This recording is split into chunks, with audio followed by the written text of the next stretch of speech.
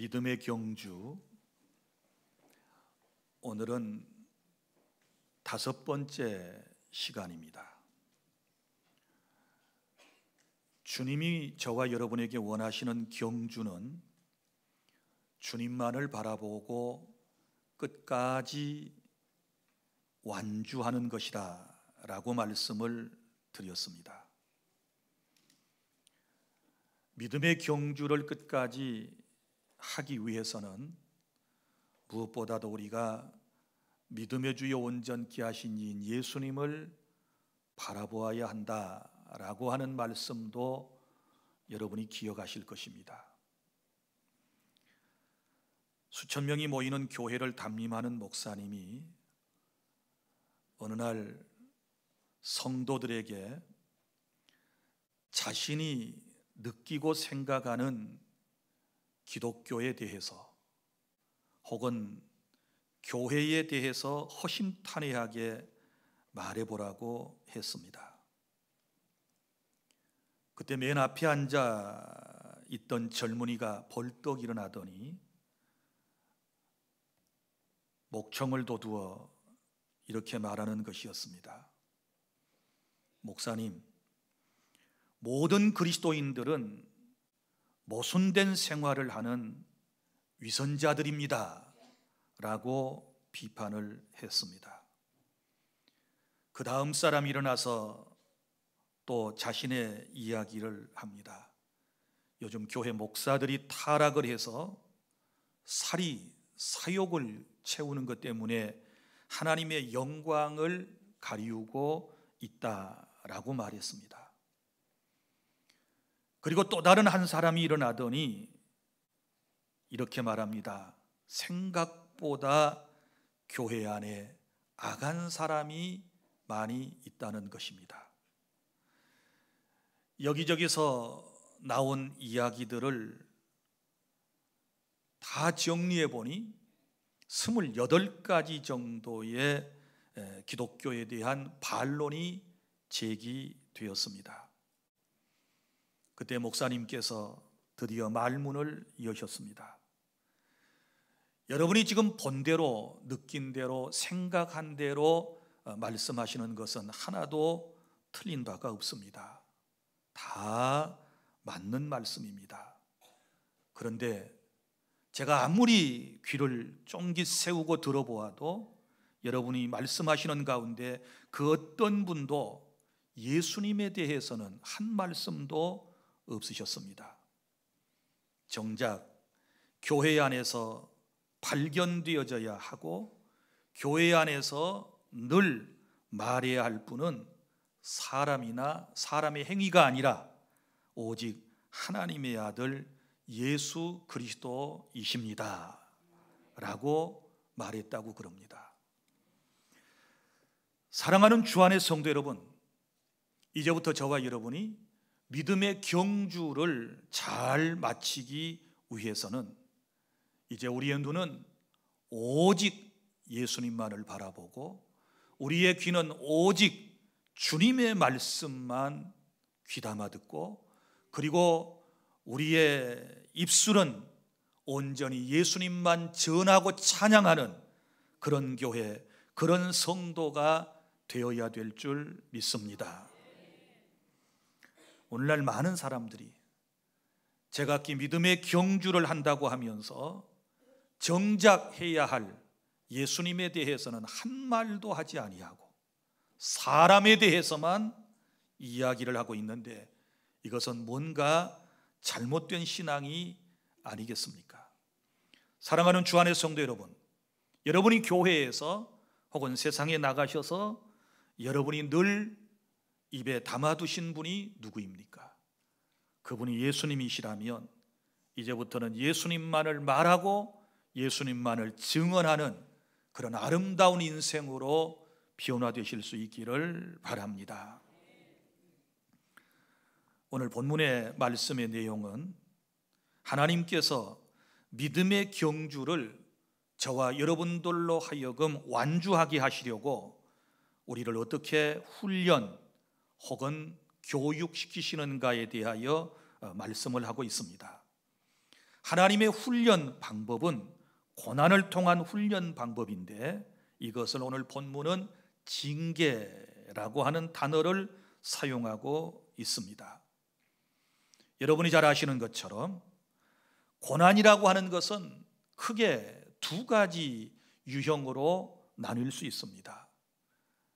우리가 세상에 살면서 많은 고난을, 그리고 고통스러운 삶을 살아가야 할 때가 있는데, 먼저는 타인의 잘못으로 인해 오는 고난이 있습니다.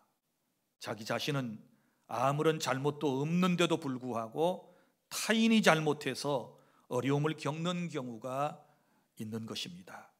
예를 들어서 음주 운전자가 이제 갓 걷기 시작한 어린 생명을 교통사고로 그를 다치게 했다거나 그를 사망에 이르게 하는 것은, 여러분, 그것은 하나님의 징계도 아니고 하나님의 심판도 아닌 또 다른 하나님의 목적이 있다는 사실을 우리는 잘 알고 있습니다.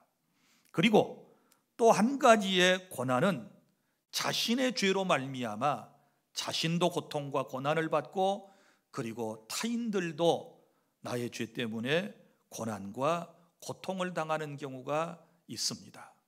우리의 삶 속에는 이 두 가지 경우의 고난이 존재하고 있는 것이고, 우리는 이런 고난의 현장 가운데 살아가고 있기 때문에 고난을, 그리고 하나님께서 우리에게 내리시는 징계를 성경적으로 올바로 정립하고 이해하는 신앙을 가져야 하는 것입니다. 여러분, 우리가 고난, 고통 이런 것들의 의미를 다 이해할 수는 없고, 또 제가 짧은 입술로 여러분들에게 다 완벽하게 설명해 낼 수는 없지만, 분명히 우리가 믿고 아는 것은 그것이 우리에게 유익이 된다는 것이고, 특별히 우리 그리스도인들에게 있는 하나님의 징계는 큰 의미가 있다는 사실을 오늘 본문을 통해서 깨닫는 시간이 될 수 있기를 바랍니다. 사랑하는 여러분, 우리가 이 설교를 들으면서 용어를 정리할 필요가 있습니다. 자, 우리는 누군가가 죄를 지어서 어떤 어려움을 겪게 되면 벌받았다, 이렇게 표현하기도 합니다. 그리고 또 어떤 경우에는 징계를 받았다라는 말을 쓰기도 합니다. 엄격히 여러분들에게 구별해서 말씀을 드린다면, 여러분, 예수님을 믿는 사람들도 잘못할 수 있고, 잘못하면 하나님께로부터 이제 징계를 받게 되는 것입니다.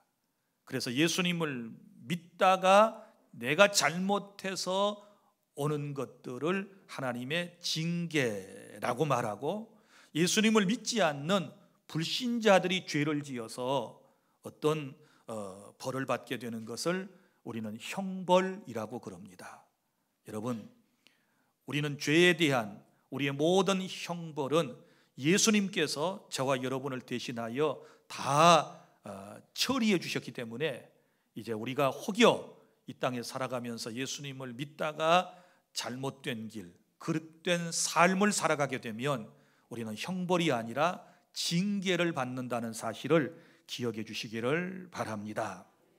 그런데 이 징계는 5절에 어디에서부터 시작되는가를 아셔야 합니다.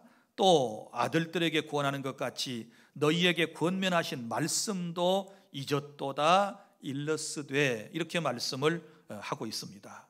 여기 무슨 얘기인가 하면, 너희에게 권면하신 말씀도 잊었도다. 사람이 왜 징계를 받는가? 또 다른 말로 하면 징계 이전에 왜 범죄를 하게 되는가? 그러면 하나님의 말씀을 잊었기 때문입니다. 하나님의 말씀을 늘 새록새록 깊이 각인하고 살았더라면 우리가 범죄하지 않습니다. 그런데 하나님의 말씀을 순간순간 놓쳐버리고 잊어버리기 때문에, 말씀에서 떠나는 삶을 살기 때문에 우리가 죄를 짓는다는 사실을 아셔야 합니다. 자, 그러면 이제 우리의 믿음의 경주를 위해 하나님께서 징계라고 하는 것을 통해서 우리에게 훈련을 시키신다라고 말씀을 드렸는데, 첫째, 하나님의 징계를 받을 때에 우리가 어떤 태도로 받아들여야 할 것인가, 5절부터 7절까지는 이 문제를 다루고 있습니다. 자, 징계를 받을 때 어떤 태도로 받아들일 것인가, 여기 세 가지 태도가 본문에 기록되어 있습니다. 자, 먼저는 5절에 주님의 징계하심을 경히 여기지 말아야 합니다. 경히 여긴다는 말은 가볍게 여기지 말아라 라고 하는 말씀입니다. 여러분, 우리가 예수님을 믿고 구원받고 하나님의 은혜로 살아야 할, 그리고 날마다 감사하며 하나님께서 내게 맡겨주신 귀한 사명을 잘 감당하며 살아야 되는데, 그렇게 살지 못하면 하나님께서 우리를 징계하십니다. 그런데 처음에 징계하실 때 하나님께서는 우리로 하여금 눈치채도록, 우리로 하여금 깨닫게 하나님께서 역사하실 때가 있습니다. 어떤 사건을 통해서, 어떤 환경을 통해서, 하나님의 역사와 섭리를 통해서 우리로 하여금 더 죄에 빠지지 않도록 주님께서 우리에게 징계하실 때가 있거든요. 성령의 강력한 역사가 있다든지, 마음의 양심의 가책과 고통을 느끼게 하신다든지, 그러면 이때에 이런 것들을 가볍게 여기지 말고 여기서 깨닫고 우리가 범죄를 멈춰야 한다라고 하는 주님의 말씀입니다. 그런데 많은 사람들이 주님이 징계를 하시는데 이걸 가볍게 여기고 그냥 넘어가 버린다, 그 말이지요. 우리는 삶의 현장에서 일어나는 모든 일들을 전부 내 신앙과 비교를 한번 접목시켜서 해볼 필요가 있는 것입니다. 예를 들어서 우리가 길거리를 지나가다가 돌뿌리에 채여 넘어질 때에도 우리는 내 신앙을 점검해 볼 필요가 있습니다. 내가 지금 무슨 생각을 하고 가다가, 무슨 엉뚱한 생각을 하고 가다가 이런 일이 생겼는가, 그 가볍게 여길 일이 아니에요. 또 아내가 마음을 아프게 한다, 남편이 속을 썩인다, 자식을 통하여 어떤 아픔이 왔다, 내 육체적인 어떤 고난과 고통을 통하여 어떤 신호가 왔을 때 이것을 가볍게 여겨서는 안 돼요. 경히 여기지 말라고 주께서 말씀을 하셨습니다. 참새 한 마리가 하늘을 날다가 땅에 떨어져 죽는 것도 하나님의 허락하심이 없이는 되어지지 않는다고 말씀을 하셨는데, 우리는 우리의 삶 속에서 하나님께서 우리에게 주시는 여러 가지 메시지들이 있는데, 이런 것들을 가볍게 여기지 말고 신앙인들은 항상 내가 경험하고 있는 삶의 현장 속에서 고난과 고통을 늘 영적으로 말씀의 거울 앞에 잘 비춰서 여러분이 깨달아내는 것이 지혜인 줄 믿으시기를 바랍니다. 우리가 아이들을 키울 때도 그러지 않습니까? 애들이 잘못된 길로 가면 처음부터 매를 잡고 때리는 부모는 드뭅니다. 이제 먼저 그가 깨달을 수 있도록 눈빛을 보낸다든지 눈치채도록 엄마가, 아빠가 이 일에 마음이 상해서 지금 불쾌하다는 것을 우리가 사인을 보내지 않습니까? 그러면 영리한 아이들 같으면 어때요? 그 표정, 그 모습을 보고 딱 고칩니다. 자, 그런 사인을 보냈는데도 안 되면 말로 하지 않습니까? 말이 나가죠. 너 이러면 안 돼, 너 그렇게 해서는 안 돼 라고 말합니다. 그래도 안 되면 그때 이제 매를 드는 것처럼 우리 하나님께서도 이런 여러 가지 방법을 통해서 우리를 징계하실 때에 여러분이 가볍게 여기지 말고 꼭 우리의 삶 속에서 일어나고 있는 크고 작은 일들을 통해서 하나님의 음성을 듣고 다시 깨달을 수 있기를 바랍니다. 그리고 또 징계를 받을 때 우리가 받아들여야 할 태도는 뭐냐 그러면 5절 하반절, 주님의 꾸지람을 들을 때 낙심하지 마십시오. 꾸지람을 들을 때 낙심하지 말아라, 이렇게 말씀을 하고 있습니다. 여러분, 아이들이 보세요. 아이들을 보십시오. 꾸지람을 하면 애들이 마음에 낙심을 합니다. 깨닫는 것보다는 낙심을 해요. 특별히 이 청소년기에 아주 감성이 예민한 아이들은 꾸지람을 하게 되면 이제 애들이 이렇게 생각하죠. 엄마 아빠가 나를 덜 사랑하시나 봐, 나를 미워하시나 봐. 이런 감정을 가지면서 마음이 어때요? 낙심이 된단 말이죠. 그러지 말라 그 말이에요. 철이 없을 때는 그럴 수 있어요. 아이 때는 그럴 수 있어요. 낙심을 할 수가 있지요. 그러나 우리가 그리스도인들로서 정말 주님이 원하는 장성한 분량으로 성장해 나아가기 위해서는 꾸지람을 들을 때에 절대 낙심하지 마십시오. 하나님께서 말씀을 통하여 내게 꾸지람을 주실 때에 낙심하지 마시기를 바랍니다. 하나님이 여러분을 사랑하셔서 주시는 말씀입니다. 하나님께서 여러분들을 위하여 주신 말씀인 줄로 깨닫고 낙심하는 일이 없어야 된다라고 말씀을 하시지 않습니까? 그 다음에 6절부터 7절에 보면 어떤 말씀이 나오는가 하면 하나님의 징계를 참아내야 한다. 우리가 징계를 받을 때 태도는 참아야 한다는 것입니다. 왜냐하면 하나님이 우리를 사랑하심으로써 우리를 징계하시기 때문입니다.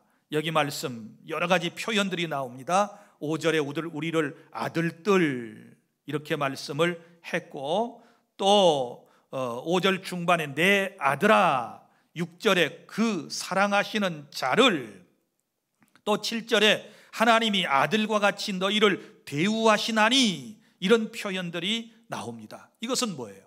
다 하나님께서 우리를 사랑하신다는 또 다른 표현이 아니겠습니까? 그러므로 우리가 징계를 받아들일 때는 그 징계를 잘 참아내실 수 있기를 바랍니다.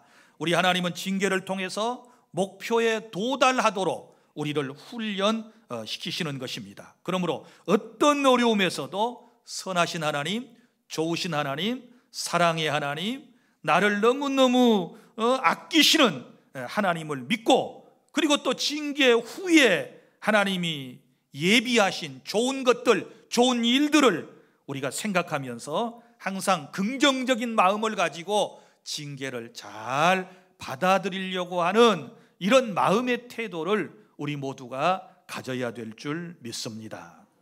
세 가지를 말씀을 드렸습니다. 징계받을 때 태도 가볍게 여기지 말아라, 꾸지람을 받을 때 낙심하지 말아라, 그리고 참아라. 그 다음에 둘째, 하나님의 징계의 목적이 있습니다. 8절부터 11절에 하나님의 징계의 목적 네 가지가 나오는데, 우리 하나님께서는 이 네 가지를 목적으로 하고 우리가 어그러진 길로, 그리고 올바른 삶을 살아내지 못할 때에 우리에게 징계를 주시는 것입니다. 먼저 첫째는, 징계의 목적 첫째는 우리가 하나님의 자녀라는 사실을 확신시켜 주시기 위해서 우리에게 징계를 주심을 믿으시기를 바랍니다. 8절 다 함께 시작. 징계는 다 받는 것이거늘 너희에게 없으면 사생자요 친아들이 아니니라. 아멘. 너무 쉽게 되어 있습니다. 징계는 다 받는 것이라고 했고, 너희에게 없으면 사생자요 친아들이 아니다. 그럼 뭐예요? 이 말을 바꿔서 얘기하면, 내가 너를 징계하는 것은 네가 친아들이기 때문에 그렇다. 네가 사생자가 아니기 때문에, 너는 내 아들이고 내 백성이기 때문에 내가 너를 징계하는 것이다 라는 것을 우리에게 깨우쳐 주심을 믿으시기를 바랍니다. 그러므로 여러분, 우리가 잘못하면 징계가 있어야 돼요. 그리고 징계가 오면 감사해야 될 줄 믿으시기를 바랍니다. 예를 들어서 우리가 예배 끝나고 교회당 밖으로 나가는데 한 15살 정도 되는 여자아이가 술이 취해가지고 담배를 꼬나 물고 지나가는 행인들에게 온갖 추태를 다 부리고 아주 폭력을 행사하고 있으면 여러분 어찌하겠습니까? 대부분 그냥 지나갑니다. 그러나 그 친부모가 그 모습을 보면 지나갈 수 없습니다. 어떻게 생각하십니까? 그냥 지나갈 수 있겠습니까? 반드시 나무라든지 아니면 끌고 가든지 책망하든지 해야 할 것입니다. 그래야 친부모가 아니겠습니까? 사랑하는 성도 여러분, 마찬가지입니다. 우리가 하나님의 백성임이 어떻게 증명되고 있습니까? 내가 올바로 살지 못할 때마다 하나님께서 내게 고난과 고통을 주실 때 그때마다 하나님의 은혜와 사랑에 대하여 감사하실 수 있기를 바랍니다. 나를 미워서가 아니고 내가 하나님의 자식이 아니기 때문에 내게 이런 고난과 고통이 찾아오는 게 아니라 오히려 내가 하나님의 백성이기 때문에, 하나님의 자녀이기 때문에 우리 하나님께서 내게 이런 징계를 주셨다는 사실을 깨달아야 할 것입니다. 그리고 징계의 목적 두 번째는 9절에 나옵니다. 우리로 하여금 올바른 삶을 살라고 징계하시는 것입니다. 9절 다 함께 시작. 또 우리 육신의 아버지가 우리를 징계하여도 공경하였거든 하물며 모든 영의 아버지께 더욱 복종하며 살려하지 않겠느냐. 아멘. 자, 육신의 아버지가 징계하는 이유가 어디 있습니까? 공경, 또 다른 말로 복종, 또 다른 말로 순종, 또 다른 말로 올바로 살아가라고 징계를 하지 않겠습니까? 자, 우리 육신의 아버지가 우리를 징계하였어도 공경하였거든 하물며 모든 영의 아버지께 더욱 복종하며 살려고 하지 않겠느냐. 그러니까 징계의 목적은 올바로 살라 그 말입니다. 하나님의 말씀대로 바로 살라 그 말입니다. 우리 가운데 누구든지 바로 살지 못하면 하나님의 채찍이 있어야 맞습니다. 내가 바로 살지 못하면 하나님 나를 좀 혼쭐 좀 내주십시오, 나로 하여금 깨닫게 해주십시오 라고 기도해야 맞는 것입니다. 그냥 어물쩍 슬쩍 넘어가서 될 일이 아닙니다. 그렇게 되면 사생자요, 그렇게 되면 참 아들이 아니니라, 이렇게 주님은 우리에게 말씀을 하셨습니다. 그래서 우리의 삶을, 잘못된 삶을 교정하실 목적으로 우리에게 징계를 주시기 때문에 우리가 징계가 오면, 고난이 오면 그 고난을 통해서 뭔가 하나씩 하나씩 말도 바꾸고 내 삶도 바꾸고 내 마음도 바꾸고 나의 잘못된 모든 것들을 하나씩 바꾸어서 주님이 원하시는 삶으로 여러분이 온전히 성화되어 갈 수 있기를 바랍니다. 그 다음에 세 번째 목적이 나옵니다. 징계의 목적 10절입니다. 다 함께 시작. 그들은 잠시 자기의 뜻대로 우리를 징계하였거니와 오직 하나님은 우리의 유익을 위하여 그의 거룩하심에 참여하게 하시느니라. 아멘. 자, 왜 우리를 징계하신다고 그랬습니까? 우리의 유익을 위하여 거룩하게 하시려고. 할렐루야. 자, 여기 보십시오. 육신의 아버지의 징계의 목적과 우리 하나님 아버지의 징계의 목적이 다릅니다. 10절, 그들은 육신의 아버지를 말합니다. 잠시, 영원히 아닙니다. 어렸을 때만 아마 가능할 겁니다. 징계가 크면 말 안 들으니까. 자, 누구의 뜻대로? 자기의 뜻대로 자식을 키우려고 징계하는 겁니다. 자기가 원하는 사람을 만들어 보려고 징계를 대부분 하는 것입니다. 그래서 자기의 뜻대로 우리를 징계하였거니와. 여러분 어떻습니까? 여러분이 여러분의 자녀를 양육하시고 징계하실 때 어떤 목적을 가지고 있습니까? 이 말씀대로 여러분의 어떤 뜻을 이루기 위하여 자녀를 나무라고 자녀를 징계하는 것은 아니겠습니까? 자, 그런데 오직 하나님은, 우리 하나님은 우리의 유익을 위하여, 할렐루야, 자기의 유익이 아니라 지금 말씀을 전하고 듣는 저와 여러분들의 유익을 위하여 하나님께서 징계하신다고 말씀을 하시지 않습니까? 우리의 유익입니다. 그러니까 징계는 내게 뭐예요? 내게 유익이에요. 내게 유익. 그런데 이 징계의 유익이 뭐예요? 그의 거룩하심에 참여하게 하시느니라. 그의 거룩하심은 하나님의 거룩하신 성품에 참여한다. 징계를 통하여 우리를 거룩한 하나님의 백성으로 만들어 가신다. 성경은 분명히 우리에게 말씀합니다. 레위기 11장 45절, 베드로전서 1장 16절, 내가 거룩하니 너희도 거룩할지니라. 우리를 거룩한 하나님의 백성 만들어서 우리를 유익하게 하시려고 우리를 징계하신다는 사실을 기억하고 징계를 통하여 더욱 거룩한 주님 닮아가는 주님의 마음을 갖는 우리 모두가 될 수 있기를 바랍니다. 그 다음에 징계의 네 번째 목적이 11절에 나옵니다. 11절 다 함께 시작. 무릇 징계가 당시에는 즐거워 보이지 않고 슬퍼 보이나 후에 그로 말미암아 연단받은 자들은 의와 평강의 열매를 맺느니라. 아멘. 의와 평강의 열매를 맺게 하기 위하여 우리를 징계하신다라고 말씀을 하고 있습니다. 그런데 여러분, 무릇 징계가 당시에는 즐거워 보이지 않는다고 말합니다. 징계받을 때, 고난과 고통을 받을 때 즐거워하는 사람이 누가 있겠습니까? 이게 슬퍼 보인다 그랬습니다. 슬퍼 보입니다. 여러분, 징계를 받을 때에 우리의 모습은 찌그러집니다. 우리는 너무너무 고통스러운 모습입니다. 그러나 여러분, 그 뒤에 나오는 말씀을 보십시오. 후에, 이 말은 징계 후에 그로 말미암아, 징계로 말미암아 연단받은 자들은, 징계의 목적이 또 하나 나옵니다. 연단이죠. 연단받은 자들은 의와 평강의 열매를 맺느니라. 할렐루야. 의와 평강의 열매가 무엇입니까? 의롭게 된다는 말입니다. 의로운 삶을, 올바른 삶을 살아가면 어떤 열매가 맺힐까요? 마음의 평강의 열매가 맺게 될 것입니다.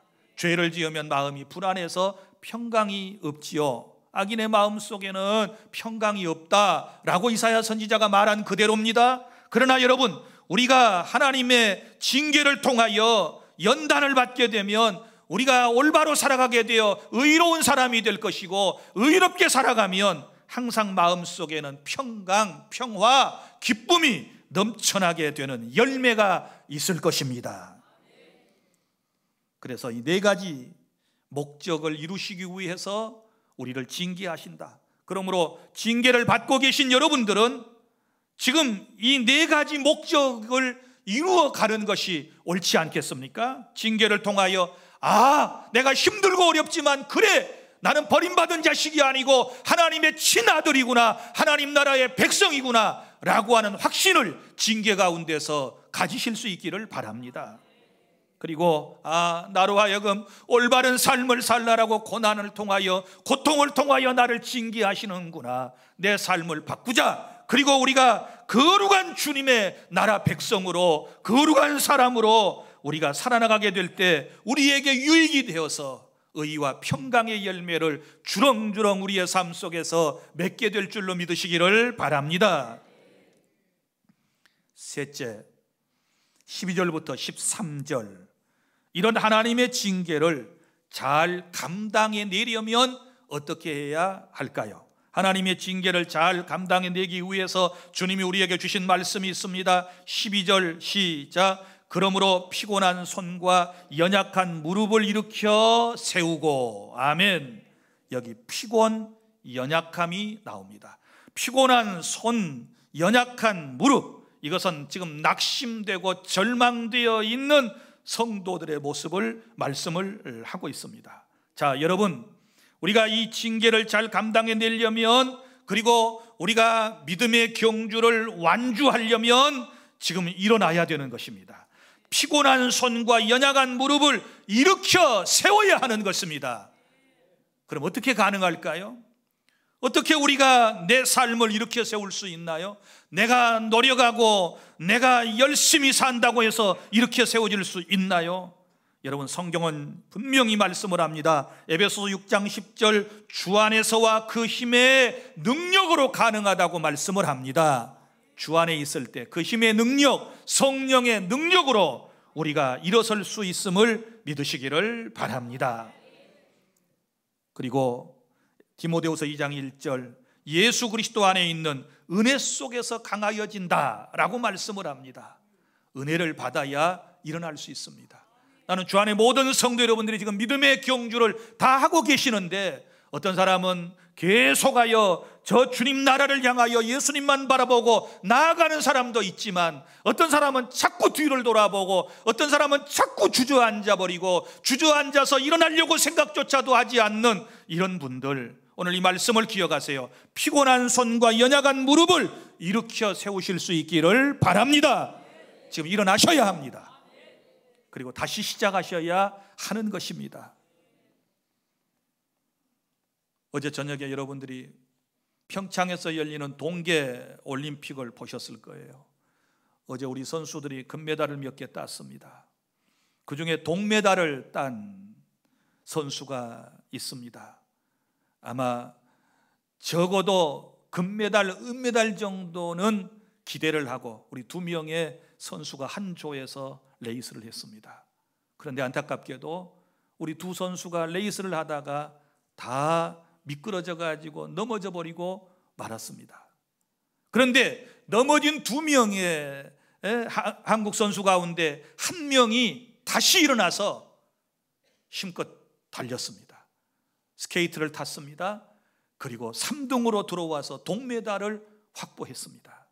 사랑하는 여러분, 우리는 넘어졌지만 다시 일어나야 합니다. 우리 한국의 여자 선수들이 넘어져 가지고 이제는 놓쳤구나, 금메달을 놓쳤구나 생각했는데 다시 일어나서 계속해서 경주를 하지 않습니까? 그리고 메달을 땄지 않았습니까? 사랑하는 주 안의 성도 여러분, 여기서 포기하지 말고, 여기서 주저앉지 말고, 나는 여러분들이 다시 주의 이름으로 일어서시기를 바랍니다. 그리고 끝까지 경주를 하시기를 바랍니다.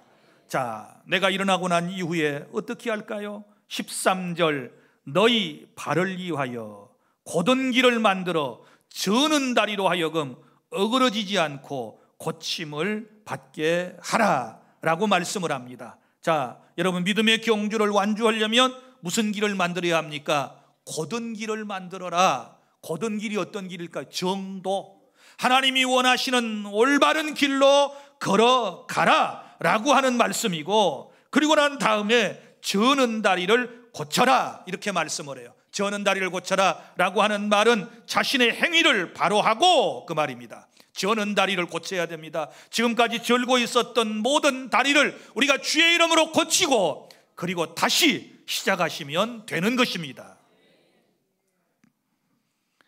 뿐만 아니라 여기 말씀 속에는 나 자신이 먼저 회복되고 또 피곤한 손과 연약한 무릎을 꿇고 일어나지 못한 사람들을 일으켜 세우라는 뜻도 있습니다.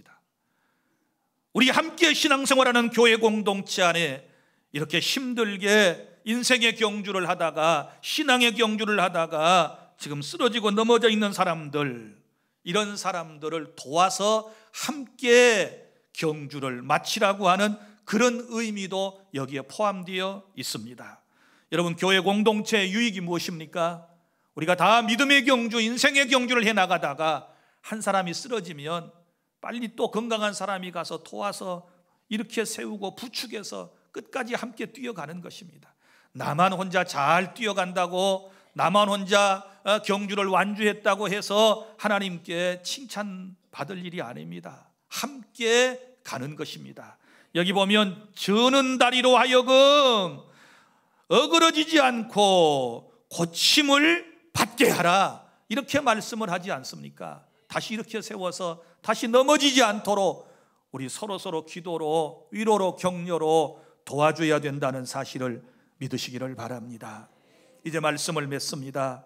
우리는 믿음의 경주를 하다가 때로 낙심될 때가 있습니다. 사람을 바라보고 환경을 바라보다가 절망하고 좌절할 때 있습니다. 이럴 때 주님은 우리에게 찾아오셔서 우리를 일으켜 세워주시고 우리의 손을 붙드시고 우리를 다시 경주를 시작하라고 우리에게 말씀을 하시며 위로하고 격려해 주심을 믿으시기를 바랍니다. 그리고 믿음의 경주를 올바로 하라고 주님은 때로 우리에게 징계를 주실 때 이 징계의 목적을 잘 깨닫고 여러분들이 징계의 목적대로 징계를 통하여 변화되는 그런 인생을 저와 여러분이 사실 수 있기를 바랍니다. 다시 말합니다.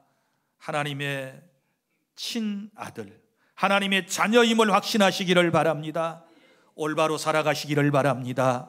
우리의 유익을 위하여 더 거룩한 인생으로 변화될 수 있기를 바랍니다. 의와 평강의 열매를 주렁주렁 많이 맺는 믿음의 경주를 아름답게 해나가는 우리 주 안의 모든 성도 여러분들이 다 되실 수 있기를 바랍니다. 기도하겠습니다.